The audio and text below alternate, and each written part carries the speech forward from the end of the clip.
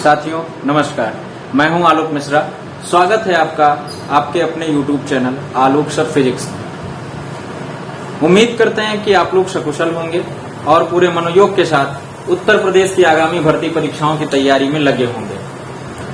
मित्रों, जैसा कि आपको विदित है, हम लोगों ने मिलकर शुरू की है एक उत्तर प्रदेश की सीरीज, उत्तर प्रदेश स्पेशल की एक श्रृंखला, जिसमें हम लोग क्रम से उत्तर प्रदेश की सभी महत्वपूर्ण विषयों का विश्लेषण करते हुए और अपनी तैयारी को और मजबूती देने के लिए आपस में इस वीडियो में हम बात करते हैं। और हम लेकर आए हैं आपको उत्तर प्रदेश विशेष की जो पिछली पार्ट 1 वीडियो था, उसके आगे का मैटर आज आपको इस क्लास में दिया जाएगा। हम लोगों ने मित्रों बात की थी उत्तर प्रदेश की नामकरण की। लास्ट वीडियो में हमने नामकरण की चर्चा की थी, राजधानी वाले टॉपिक पर चर्चा हो चुकी थी। उत्तर प्रदेश की राजधानी जब समय समय पर बदलती है तो उत्तर प्रदेश की राजधानी के बारे में चर्चा कर चुके थे। और हम लोगों ने लास्ट वीडियो में चर्चा की थी जनसंख्या की, उत्तर प्रदेश की जनसंख्या और क्षेत्रफल, उत्तर प्रदेश का क्षेत्रफल, इन सब के बारे में बात करते हैं। तो साथियों, उत्तर प्रदेश की अपनी सीरीज को आगे बढ़ाते हुए आज हम उत्तर प्रदेश के पार्ट 2 लेक्चर 2 में हम लोग चर्चा करेंगे विभिन्न मुद्दों पर, जिसमें से सबसे मुख्य बात है क्षेत्रफल के लिए चर्चा करेंगे। क्षेत्रफल की दृष्टि से उत्तर प्रदेश आपका चौथा राज्य है। देश में हमारे 4th स्टेट पे है, चौथे नंबर पर है उत्तर प्रदेश। प्रथम है क्षेत्रफल की दृष्टि से आपका राजस्थान। दूसरे नंबर पे है आपका मध्य प्रदेश, इसको आप एमपी कहते हैं, मध्य प्रदेश। तीसरे नंबर पे है सबसे बड़ा राज्य जो है, तीसरा सबसे बड़ा राज्य है महाराष्ट्र। और चौथे नंबर पर आप देखेंगे उत्तर प्रदेश। अगर हम क्षेत्रफल की दृष्टि से देखें तो उत्तर प्रदेश हमारे देश में चौथे नंबर का राज्य है। सबसे ज्यादा क्षेत्रफल राजस्थान का, दूसरे नंबर पर मध्य प्रदेश, तीसरे नंबर पर महाराष्ट्र और चौथा उत्तर प्रदेश है अपना। उत्तर प्रदेश को अगर हम एक देश मान लें, उत्तर प्रदेश को अपने हम देश मान लें, तो मित्रों आपको जानकर आश्चर्य होगा कि ये जनसंख्या की दृष्टि से आप जानते हैं, जनसंख्या की दृष्टि से देश में तो इसका स्थान प्रथम है, हमारे भारत में इसका स्थान प्रथम है। परंतु अगर विश्व में हम देखें जनसंख्या की दृष्टि से, विश्व में उत्तर प्रदेश 5वां सबसे बड़ा देश होगा। 5वां सबसे बड़ा देश है, 5वां सबसे बड़ा देश। अगर हम उत्तर प्रदेश को एक देश मान लें तो विश्व के अन्य देशों में उत्तर प्रदेश जनसंख्या की दृष्टि से 5वां सबसे बड़ा देश होगा। इसमें से आप जानते हैं जनसंख्या की दृष्टि से पहला स्थान चीन का है, दूसरे स्थान पर हम लोग भारत के लोग हैं, जनसंख्या की दृष्टि से दूसरा स्थान भारत का, तीसरा स्थान जनसंख्या की दृष्टि से आप जानते हैं अमेरिका का है, तीसरा स्थान अमेरिका का, चौथा स्थान जनसंख्या की दृष्टि से इंडोनेशिया विश्व में जनसंख्या की दृष्टि से चौथा सबसे बड़ा देश है। और अगर हम उत्तर प्रदेश को अपने एक देश माने तो उत्तर प्रदेश विश्व का 5वां सबसे बड़ा देश घोषित होगा। चीन की आबादी आप जानते हैं 1.38 करोड़ के आसपास, अरब, 1.38 अरब। भारत की आप जानते हैं 125 करोड़, मतलब 1.25 अरब। अमेरिका की है टोटल 28 करोड़, 28 करोड़ अमेरिका की आबादी है। इसके बाद इंडोनेशिया की देखें 25 करोड़ की आबादी है। और हमारे देश में प्रत्येक 10 वर्ष बाद जनगणना होती है, और जनगणना की दृष्टि से अंतिम जनगणना 2011 में हुई, जिसमें हमने देखा उत्तर प्रदेश की लगभग 22 करोड़ की आबादी हो चुकी है। 2021 में 2011 के बाद 21 में 10 वर्ष बाद जनसंख्या होनी थी, लेकिन कोविड प्रभाव से अभी जनसंख्या का कोई नया आंकड़ा सामने नहीं आया। तब तक हम जानेंगे उत्तर प्रदेश जनसंख्या की दृष्टि से विश्व का 5वां सबसे बड़ा देश है। पहला चीन हो गया, दूसरा भारत, तीसरा अमेरिका, चौथा इंडोनेशिया और पांचवा अगर हम उत्तर प्रदेश को देश माने अपने, तो उत्तर प्रदेश विश्व का क्षेत्र जनसंख्या की दृष्टि से पांचवा सबसे बड़ा देश होगा। तो ये हमारे उत्तर प्रदेश की विशेषता है।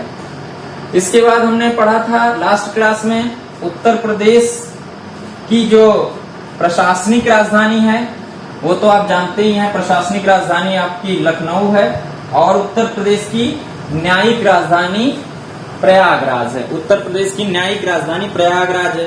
प्रयागराज में हमारा हाई कोर्ट है जिसकी खंडपीठ लखनऊ में भी बनी है। उत्तर प्रदेश का जो हाई कोर्ट है प्रयागराज, ये 1866 ईस्वी में स्थापित किया गया, 1869। हाई कोर्ट जो है हमारा प्रयागराज वाला 1866 में, और इसमें कुल अधिकतम जजों की संख्या हमने पढ़ी थी 160 अधिकतम न्यायाधीशों की संख्या इसमें रखी जा सकती है। अब हम उत्तर प्रदेश का कुछ भौगोलिक संरचना पढ़ेंगे। भौगोलिक संरचना में हम देखेंगे उत्तर प्रदेश का सबसे उत्तरी राज्य कौन सा है? उत्तरी राज्य आप जानते हैं सहारनपुर। उत्तर प्रदेश का उत्तरी राज्य सहारनपुर। पूर्वी राज्य कौन सा है भैया? बलिया, बिहार से सटा हुआ बलिया, भोजपुरी बोली जाती है यहाँ पे। और उत्तर प्रदेश का दक्षिणी राज्य कौन सा है? दक्षिणी राज्य आप जानते हैं सोनभद्र। सोनभद्र हमारे प्रदेश का ऐसा एक जिला है, राज्य नहीं भाई, जिला है। उत्तरी जिला सहारनपुर, दक्षिणी सोनभद्र, पूर्वी बलिया और पश्चिमी है शामली। इसको हम याद कर सकते हैं, शामली है ना। शाम जो है पश्चिम में होती है, तो पश्चिम में हम शाम को शामली, पश्चिम है ये आपका, ये पूर्व है, बलिया पूर्व में है, उत्तर में सहारनपुर और दक्षिण में सोनभद्र। ये आपका जो सोनभद्र जिला है ये 4 अन्य राज्यों से भी अपनी सीमा स्पर्श करता है, अर्थात सोनभद्र की सीमा ये 4 राज्यों से स्पर्श करती है। इस तरफ आपका एमपी पड़ेगा, मध्य प्रदेश से सटा हुआ यहाँ पर छत्तीसगढ़, और यहाँ पर पड़ेगा बिहार, और बिहार के साथ साथ आपका झारखंड। तो ये उत्तर प्रदेश का ऐसा जिला जो सर्वाधिक राज्यों से अपनी सीमा स्पर्श करता है, सीमा बनाता है, वो है सोनभद्र। सोनभद्र की एक और खास बात है, सर्वाधिक जनजातियों वाला जिला। उत्तर प्रदेश में सर्वाधिक जनजातियां आपके इसमें मिलती हैं सोनभद्र में। सोनभद्र उत्तर प्रदेश का सर्वाधिक जनजातियों वाला। अब यहीं पे समझ लीजिए सबसे कम जनजातियां कहाँ पे हैं? तो आपका जिला है बागपत में कुल अलग अलग जनजातियों को मिलाकर 11 व्यक्ति ही रहते हैं, सिर्फ मात्र 11 व्यक्तियों की। अन्य जो है अलग अलग जनजातियों में कुल संख्या 11 व्यक्तियों की है। तो बागपत जिला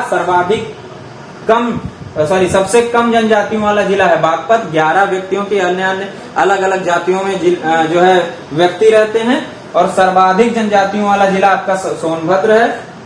और सोनभद्र जो है उत्तर प्रदेश का सबसे दक्षिणी जिला है, 4 राज्यों से अपनी सीमा बनाता है, मध्य प्रदेश, छत्तीसगढ़, बिहार, झारखंड। मध्य प्रदेश, छत्तीसगढ़, बिहार, झारखंड, इन 4 राज्यों से सोनभद्र अपनी सीमा स्पर्श करता है। उत्तर प्रदेश के अब हम सीमावर्ती राज्य पढ़ेंगे, हेडिंग डालेंगे उत्तर प्रदेश के सीमावर्ती राज्य। उत्तर प्रदेश के कुछ सीमावर्ती राज्य कुल कितने हैं? देखिए भैया, उत्तर प्रदेश के सीमावर्ती राज्य, उत्तर प्रदेश के सीमावर्ती राज्य कुल कितने राज्य हैं? 8। उत्तर प्रदेश के कुल 8 राज्य हैं सीमावर्ती। और अगर हम देखें तो एक यूटी है, एक केंद्र शासित प्रदेश है, और उत्तर प्रदेश एक देश से सीमा बनाता है, और वो भी देश कौन सा है? नेपाल। उत्तर प्रदेश नेपाल के साथ अपनी अंतर्राष्ट्रीय सीमा साझा करता है। एकमात्र देश के साथ सीमा साझा करने वाला हमारा प्रदेश उत्तर प्रदेश 8 राज्यों से अपनी सीमा बनाता है। चलिए पढ़ते हैं ऊपर से, 1 2 3 4 5 6 और 7 और 8, 1 2 3 4 5 6 7 एंड 8। पहला कौन सा? सबसे ऊपर देखेंगे तो हम हिमाचल प्रदेश। हिमाचल प्रदेश। उससे नीचे आएंगे तो कौन सा भैया, हिमाचल प्रदेश के बाद कौन सा है, उसके बाद आएंगे तो राजस्थान, राजस्थान। इसी के बाद है आसपास हरियाणा, हरियाणा से सीमा साझा करता है उत्तर प्रदेश। और कौन सा है, इसके बाद नीचे आएंगे तो अपना उत्तराखंड, उत्तराखंड के साथ भी हमारा उत्तर प्रदेश सीमा बनाता है। अरे भाई उत्तराखंड से ही, उत्तराखंड जो हमारा है 13 जिलों का लेकर 1 नवंबर 1956 को फजल अली आयोग की सिफारिशों पर राज्य पुनर्गठन आयोग की सहायता से 9 नवंबर सन 2000 को उत्तराखंड जो है, जो वर्तमान में उत्तराखंड है, उत्तरांचल नामक राज्य बनकर 13 जिले उत्तर प्रदेश के काटकर नया राज्य बनाया गया था। तो उत्तराखंड तो रहेगा, ये सीमा साझा करेगा। तो हिमाचल प्रदेश, हरियाणा, राजस्थान, उत्तराखंड। इसके बाद आएंगे आप नीचे मध्य प्रदेश और वही चारों जिले, छत्तीसगढ़, मध्य प्रदेश के बाद छत्तीसगढ़ और बिहार। बिहार के साथ सटा हुआ कौन, बिहार से कौन लगा हुआ भैया, झारखंड, बिहार और झारखंड। तो इन 8 राज्यों से हमारे उत्तर प्रदेश की सीमा साझा होती है। हिमाचल प्रदेश, राजस्थान, हरियाणा, उत्तराखंड, मध्य प्रदेश, छत्तीसगढ़, बिहार और झारखंड। एक यूनियन टेरिटरी में केवल हमारा दिल्ली है, जिसके साथ हमारी सीमा, उत्तर प्रदेश की सीमा साझा होती है। एक केंद्र शासित प्रदेश मात्र है और देश में भी केवल नेपाल के साथ हमारे उत्तर प्रदेश की अंतर्राष्ट्रीय सीमा साझा होती है। तो उत्तर प्रदेश के सीमावर्ती राज्य हैं हिमाचल प्रदेश, राजस्थान, हरियाणा, उत्तराखंड। ऊपर से याद कर लीजिए, हिमाचल प्रदेश, हरियाणा, फिर राजस्थान, ऊपर बगल में उत्तराखंड, मध्य प्रदेश, छत्तीसगढ़, झारखंड, बिहार और एक यूनियन टेरिटरी दिल्ली। और देश कौन सा है, नेपाल। इन्हीं 8 राज्यों, एक केंद्र शासित प्रदेश और एक अंतर्राष्ट्रीय देश के साथ हमारे उत्तर प्रदेश की सीमा साझा होती है। तो ये सीमावर्ती राज्य हो गए। 1-2 बार आप पढ़ते रहेंगे और 3-4 बार जब आपकी आंखों से यही सब आप गुजर जाएगा तो आपको बिल्कुल याद हो जाएगा, एकदम कंठस्थ हो जाएगा। इसमें कोई घबराने वाली बात नहीं है। फिर हम समझते हैं उत्तर प्रदेश जो है हमारा, उत्तर प्रदेश मध्य प्रदेश के साथ सबसे लंबी सीमा साझा करता है। उत्तर प्रदेश मध्य प्रदेश के साथ सबसे लंबी सीमा बनाता है, सबसे लंबी सीमा साझा करता है। इसको स्टार बना के लिख लेंगे, यहाँ से क्वेश्चन बनता है, डिक्टो यही क्वेश्चन पूछ जाता है। निम्नलिखित में से उत्तर प्रदेश की किस राज्य के साथ सर्वाधिक स्थलीय सीमा है? तो उत्तर प्रदेश मध्य प्रदेश के साथ सबसे लंबी सीमा साझा करता है। इसके बाद भैया थोड़ा बहुत वॉइस डिस्टरबेंस होगा, इसके लिए क्षमा चाहते हैं भैया। लेकिन जिन भी परिस्थितियों में आज इस समय 49 डिग्री 48.4 के समथिंग तापमान है और इतनी गर्मी में आप हम लोग तैयारी कर रहे हैं, यही मेहनत एक दिन रंग लाएगी। सबसे लंबी सीमा मध्य प्रदेश के साथ और सबसे छोटी सीमा किसके साथ बनाता है उत्तर प्रदेश? सबसे छोटी सीमा आप जानते होंगे भैया, सबसे छोटी सीमा बिल्कुल सही समझ रहे हैं, हिमाचल प्रदेश के साथ। हिमाचल प्रदेश राजस्थान के साथ भी एक लंबी सीमा साझा करता है, हरियाणा के साथ भी, उत्तराखंड के साथ भी, जबकि हिमाचल प्रदेश के साथ उत्तर प्रदेश की सबसे छोटी सीमा साझा होती है। बहुत छोटा सा एरिया है जिसमें हम एक अंतरराज्यीय सीमा बनाते हैं। इसके बाद हमको समझना है, आपने पढ़ लिया कि सोनभद्र सर्वाधिक जनजातियों वाला जिला है। सर्वाधिक 4 राज्यों के साथ उत्तर प्रदेश के सोनभद्र जिले की अंतरराज्यीय सीमा बनती है। ये कुछ चीजें इंपॉर्टेंट, इनको याद रखना है। फिर हम समझते हैं बहुत महत्वपूर्ण बात, स्टार बना के समझिएगा। डिक्टो सेम टू सेम क्वेश्चन पूछता है, बोलता है निम्नलिखित में से कौन सा ऐसा राज्य है, कौन सा ऐसा जिला है उत्तर प्रदेश का, कौन सा ऐसा जिला जो नेपाल के साथ अंतरराष्ट्रीय सीमा साझा करता है या फिर नेपाल के साथ अंतरराष्ट्रीय सीमा साझा नहीं करता है। इस बात को हम समझते हैं। तो उत्तर प्रदेश का अंतरराष्ट्रीय सीमा बनाने वाले जिले, अंतरराष्ट्रीय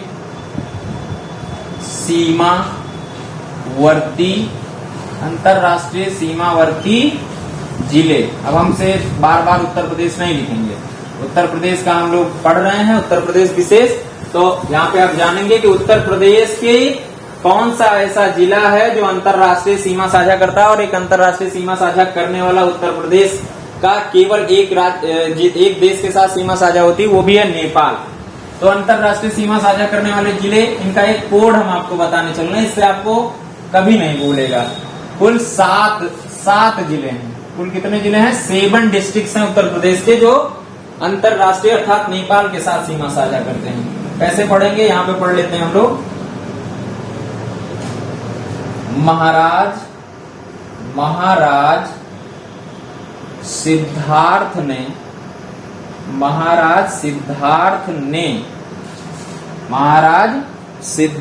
ने बलराम को महाराज सिद्धार्थ ने बलराम को सस्ती से आप लोग समझ रहे होंगे कौन सा जिला है। सस्ती बहराइच वाली खीर पिलाई। इस कोड से हमको अपने 7 जिले याद हो जाएंगे। समझते हैं कैसे? महाराज, आप महाराज से जानते हैं महाराजगंज। सिद्धार्थ से आप जानते हैं सिद्धार्थ नगर जो जिला है वो भी नेपाल के साथ अंतरराष्ट्रीय सीमा साझा करता है। अर्थात महाराज सिद्धार्थ ने महाराजगंज, सिद्धार्थ नगर। बलराम का मतलब बलरामपुर। सस्ती का मतलब श्रावस्ती। बस्ती नहीं है भैया, श्रावस्ती है। सस्ती माने श्रावस्ती। बहराइच का मतलब बहराइच है ही, बहराइच वाली। खीर का मतलब लखीमपुर खीरी। खीर का मतलब लखीमपुर खीरी। और उसके बाद पिलाई का मतलब पीलीभीत। देखिए यहाँ पर आपके 7 राज्य हो गए। पहला महाराजगंज, दूसरा सिद्धार्थनगर, तीसरा बलरामपुर, चौथा श्रावस्ती, 5वां बहराइच, 6वां लखीमपुर खीरी और 7वां पीलीभीत। यही 7 ऐसे जिले हैं उत्तर प्रदेश के जो नेपाल के साथ सीमा साझा करते हैं। महाराज सिद्धार्थ ने बलराम को सस्ती बहराइच वाली खीर पिलाई। एकदम ऐसे हमारे साथ याद कर लीजिए। महाराज सिद्धार्थ ने बलराम को, बड़े भैया बलदाऊ भैया को, महाराज सिद्धार्थ ने बलराम को सस्ती, कहीं जाके मेले वोले में सस्ती बहराइच वाली खीर पिलाई। बहराइच से आपको कुछ याद ही नहीं करना है, बहराइच से जिले का नाम ही है।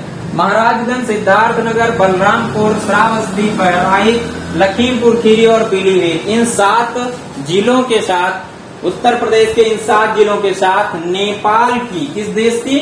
नेपाल की अंतरराष्ट्रीय सीमावर्ती जिले, यही 7 जिले नेपाल के साथ, यही 7 जिले अंतरराष्ट्रीय सीमा बनाते हैं। मुझे लगता है, उम्मीद है कि आप लोग याद कर चुके होंगे। स्क्रीनशॉट लेना चाहें तो ले ले भैया। महाराजगंज, सिद्धार्थनगर, बलरामपुर, ऐसे याद करिए। महाराजगंज, सिद्धार्थनगर, बलरामपुर, उसके बाद श्रावस्ती, बहराइच, लखीमपुर खीरी और पीलीभीत। महाराज सिद्धार्थ ने बलराम को सस्ती बहराइच वाली खीर पिलाई। इसके बाद हम पढ़ते हैं उत्तर प्रदेश के राजकीय प्रतीक। अगला चैप्टर है उत्तर प्रदेश के राजकीय प्रतीक। यहाँ पे देखते हैं हम लोग राजकीय प्रतीक। उम्मीद है कि आपको इसमें से 90% चीजें आपको तैयार होंगी, 90% चीजें आपको आ रही होंगी, लेकिन फिर भी हमारे चैप्टर में है और कोई कंफ्यूजन ना हो इसके लिए हम लोग पढ़ते हैं जरूर। देखते हैं क्या होता है। उत्तर प्रदेश का सबसे पहले हम बार बार नहीं लिखेंगे, सीधे पढ़ते हैं राजकीय पशु उत्तर प्रदेश का बताते चलिए, आगे लिखते चलिए। राजकीय पशु, फिर अगला लिखिए राजकीय पक्षी, राजकीय पक्षी हो गया। फिर लिखिए राजकीय पुष्प, राजकीय पशु, राजकीय पक्षी, राजकीय पुष्प। राजकीय खेल लिखिए भैया, उत्तर प्रदेश का राजकीय खेल, उत्तर प्रदेश का राजकीय खेल, राजकीय वृक्ष, राजकीय वृक्ष, राजकीय वृक्ष, और राजकीय नृत्य भी लिख लेते हैं इसी समय, राजकीय नृत्य। ये सब उत्तर प्रदेश विशेष के बारे में हम लोग जानेंगे। राजकीय पशु कौन सा है भाई बताइए, इसको जल्दी जल्दी आप लोग अपने मन से लिखिए। राजकीय पशु जानते हैं आप? 12 सिंघा, 12 सिंह वाला हिरण, 12 सिंघा हिरण की प्रजाति का है, बड़ी बड़ी सींगें होती हैं ऊपर, 12 सिंघा। राजकीय पक्षी, राजकीय पक्षी कौन सा है? सारस। इसी का और नाम है क्रौंच करके हम लोग कभी कभी पढ़ते हैं, क्रौंच, वही पक्षी है सारस, क्रौंच। फिर राजकीय पुष्प, राजकीय पुष्प कौन सा है भाई बताइए? राजकीय पुष्प जानते नहीं है? पलाश का पुष्प, पलाश, राजकीय पुष्प पलाश। पलाश को एक और नाम से जानते हैं, कभी कभी आपको ये पलाश ढाक नाम से मिल जाएगा, ढाक, ढाक, या इसको कहते हैं टेसू, टेसू। इन 3 नामों से हम लोग राजकीय पुष्प का नाम जानते हैं, पलाश, ढाक और टेसू। चलिए, राजकीय खेल सब लोग परिचित होंगे, खेलें क्रिकेट नहीं भैया, hockey, hockey, hockey. Uttar Pradesh का राजकीय खेल हॉकी है। राजकीय वृक्ष, गलती से सब लोग जल्दी से वट वृक्ष लगा के आते हैं राष्ट्रीय वृक्ष में, जबकि उत्तर प्रदेश का राजकीय वृक्ष है अशोक, अशोक का वृक्ष राजकीय वृक्ष है। राजकीय नृत्य, ज्यादातर लोग यहाँ सब जगह कंफ्यूज होते हैं, कथक है और कथकली लगा के आते हैं, कथक। राजकीय नृत्य क्या है? कथक। तो ये कुछ चीजें हैं राजकीय प्रतीक में। राजकीय पशु 12 सिंघा, राजकीय पक्षी सारस या क्रौंच, राजकीय पुष्प पलाश, ढाक, टेसू, तीनों एक ही नाम है। राजकीय खेल है हॉकी, राजकीय वृक्ष है अशोक का वृक्ष, और राजकीय नृत्य है कथक। अब हम पढ़ते हैं राजकीय चिन्ह। राजकीय चिन्ह कौन सा है भाई बताइए कोई? राजकीय चिन्ह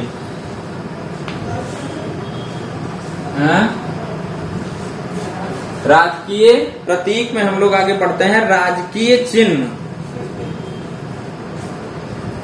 राजकीय चिन्ह में लिखेंगे, प्रतीक में हम लोग क्या पढ़ते हैं? चिन्ह, राजकीय चिन्ह लिखेंगे। एक वृत्त में, एक वृत्त में 2 मछलियां, 2 मछलियां हैं, 2 मछलियां हैं राजकीय चिन्ह में, 2 मछलियां। फिर एक तीर धनुष, एक तीर और एक धनुष, तीर धनुष। एक वृत्त में 2 मछलियां और एक तीर धनुष। 3 तरंग लाइनें, 3 तरंग लाइनें, तरंग लाइनें। ऐसे इन सब की सहायता से हमारा राजकीय चिन्ह बना है। इसमें से एक वृत्त के अंदर 2 मछलियां, एक तीर धनुष और 3 तरंग लाइनें। एक वृत्त में 2 मछलियों का मतलब क्या हुआ? ये मछलियों का आशय मुगल, मुगल या फिर ऐसे लिख सकते हैं मुस्लिम शासकों का, मुस्लिम शासकों के, मुस्लिम शासकों का प्रतीक है, मुस्लिम शासकों का प्रतीक। 2 मछलियां मुस्लिम शासकों का प्रतीक हैं।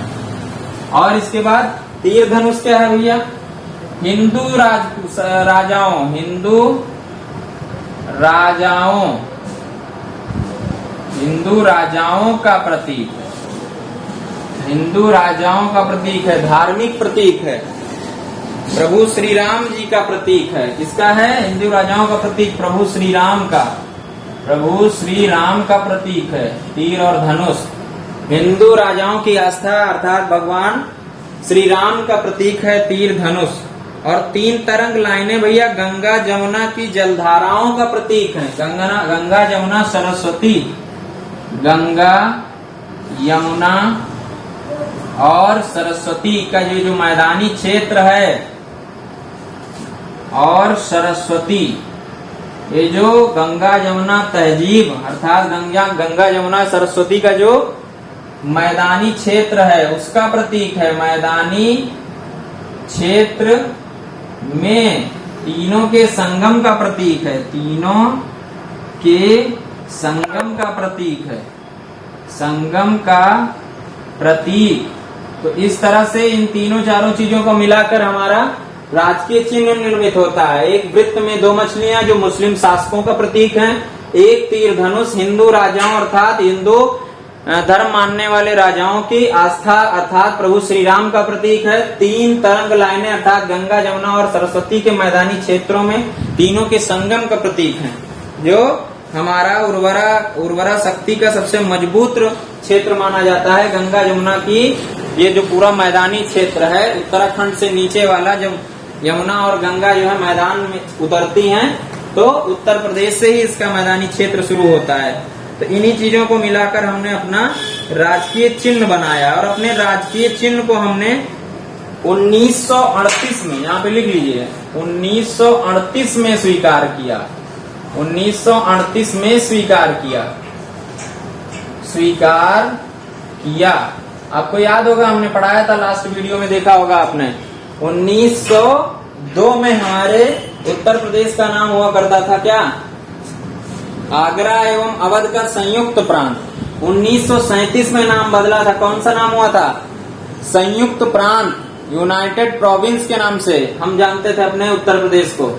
और फिर जब संविधान सभा की अंतिम बैठक थी 24 जनवरी 1950 को हमने संयुक्त प्रांत का नाम बदलकर उत्तर प्रदेश कर दिया और उस उत्तर प्रदेश को 24 जनवरी को प्रत्येक वर्ष हम लोग 2018 से, यही योगी गवर्नमेंट जब से आई है, 2018 से हमने नई पहल शुरू की है और 24 जनवरी को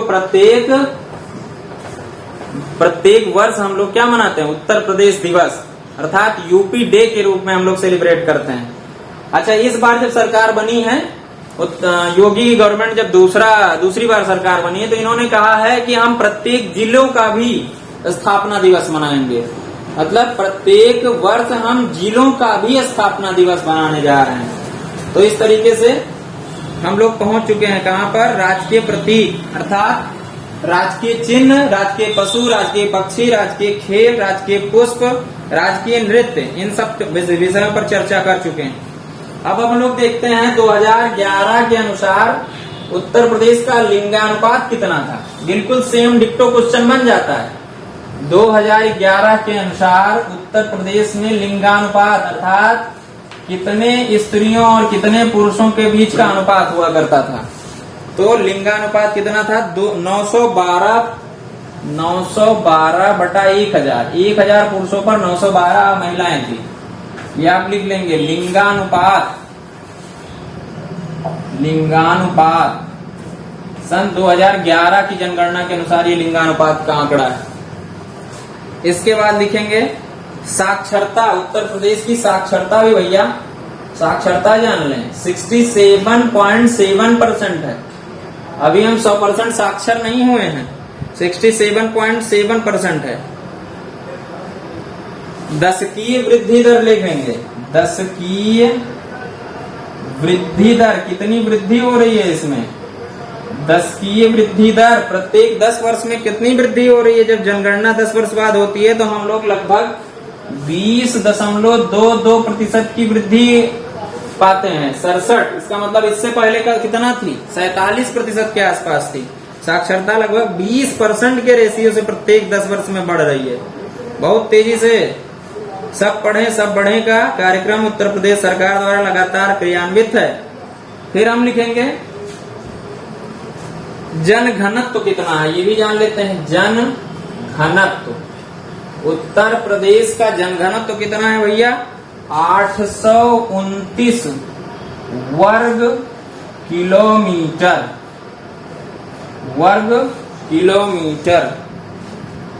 है ना, 829 पर प्रति वर्ग किलोमीटर। अर्थात उत्तर प्रदेश के अंदर 1 वर्ग किलोमीटर के क्षेत्रफल में लगभग 829 लोग रह रहे हैं। बहुत ज्यादा तीव्र जनसंख्या वृद्धि है। फिर देखेंगे हम लोग उत्तर प्रदेश की राजकीय भाषा कौन सी है भैया?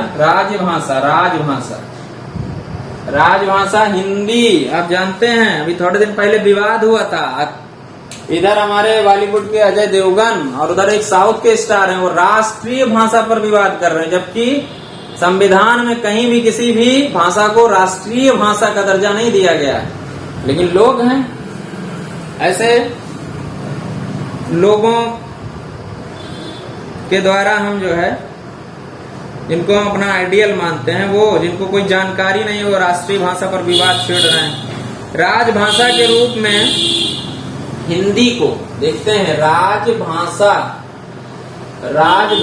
के रूप में हिंदी को, जब देश आजाद हुआ था, हिंदी को 1947 में ही अपना लिया गया था। 1947 में ही अपना लिया गया था।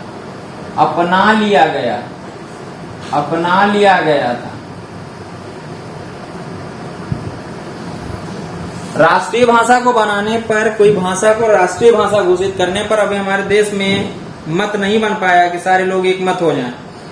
दक्षिण के लोगों को थोड़ा तनाव होता है जो हिंदी की बात होती है। तो हिंदी 26 जनवरी 1968 से 26 जनवरी 1968 से भैया लाल बहादुर शास्त्री जी जब प्रधानमंत्री थे, उनके कार्यकाल से 1968 से 26 जनवरी जो हमारा गणतंत्र दिवस मनाया गया था 1968 में, तब से इन्होंने हमारी राजभाषा अर्थात हिंदी को, राजभाषा अर्थात हिंदी को सभी सरकारी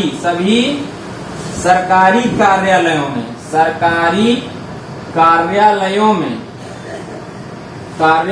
में अनिवार्य कर दिया था। लिखा पढ़ी की भाषा के रूप में, लिखा पढ़ी की भाषा के रूप में अनिवार्य कर दिया था। क्या किया था भैया? अनिवार्य